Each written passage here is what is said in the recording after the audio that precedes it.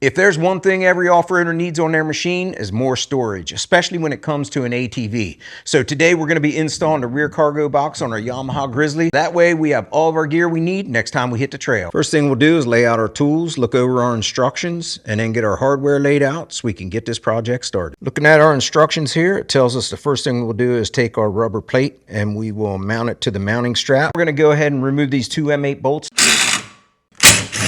This hardware won't be reused. You're going to be using the new hardware that came with the box. So we're going to start in the left rear corner of the cargo box, and we're going to install an 8mm collar and an M8 flange bolt, and then we're going to put a spacer on the other side so it goes between the box and the rack. We're just going to finger tighten that, and then we're going to go ahead and come back over here to this side and repeat the same step. Now we're going to come over here to the front left side of the box. We've got our mounting strap and we've got our M6 bolts with our collars.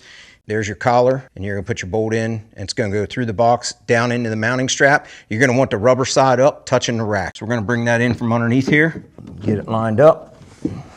Now we're going to go ahead and snug up all of our hardware, and the box will be ready to go. Another nice thing about this rear cargo box is it has a drain plug in it, so if you wanted to use it as a cooler, you could, or if you get your box wet, you could go ahead and pull that plug and let the water drain out. Box is installed. It's going to make a big difference for us out on the trail. Now we can take all of our gear with us. This box not only fits the Yamaha Grizzly 700, it also fits the Kodiak 700. If you want more information on this box, you can go to yamahamotorsports.com or your local Yamaha dealer. Thanks a lot, guys. Take care. Have a good one.